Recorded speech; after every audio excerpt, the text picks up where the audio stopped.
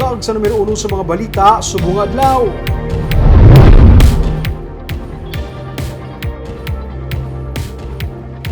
Joint venture agreement akong JVA sa tunga sang Central Negros Electric Cooperative kag Ignite Power ang ginapaabot nga mahuman na sa Mayo 2. May report si Nico Delfin.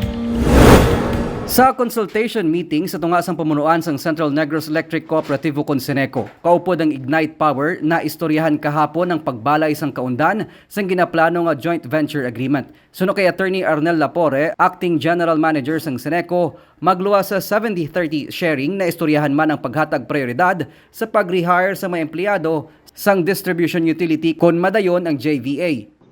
I-establish ta ang financial na aspect sa kontrata sa gina-draft na joint venture agreement.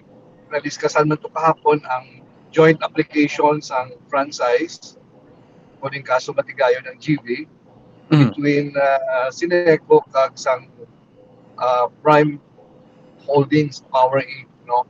Ginasugura naman karon sang Seneco ang internal audit ilabi ng pag-appraise sang assets sang utility firm kag external due diligence. Ginalantaw ni Lapore nga antes ang Mayo 2 mahimo nga matigayo na ang pagtukod sang JVA. Mangin kaupod sang Seneco ang Prime Strategic Holdings Incorporated sang Razon Group nga among mother company sang More Power Corporation kag Ignite Power. Sa sharing kag ibalay ang mga provisions ng GV. Kag amo na siyang i-discuss sa mga stakeholders. Likely when siya possible nga matigayon ang GVA attorney? How long will it take? Maybe before May 2. We're just counting days. Kay aton ginatanaw subong with or without GVA, we have to do our duties and responsibilities, no? Naman nato ng mga personnel to ignore this thing about ang kakalatabo sa GV, instead focus on how to bring down the system loss and serve our consumers to the best. Pila sa mga Power Watch Group ang natunga sa paghatag pabor sa JVA sa tuyo nga mapasiguro ang pag-angkon sang cheaper power rate kag sufficiente nga power supply.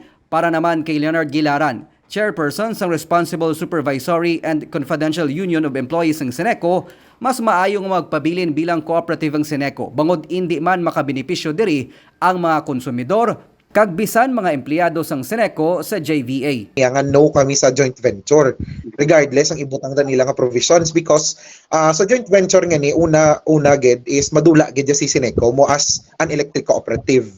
No?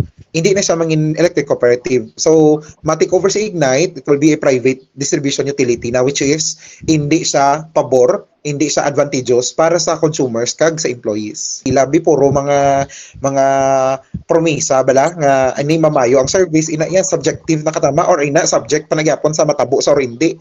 Kay we've heard that before na batian ta na sa basiwa. So hindi ta na niya gusto masulit. Ginarespeto naman sang Seneco management ang mga opinyon sang consumer group kag sang Seneco employees. Nagahinyo ban sila pore sa mga empleyado nga tagaan na lang anay atensyon ang pagpanubo sang systems loss nga sara makapahagan-hagan sa problema sang utility firm. Nico Delfin para sa DGCast Negros.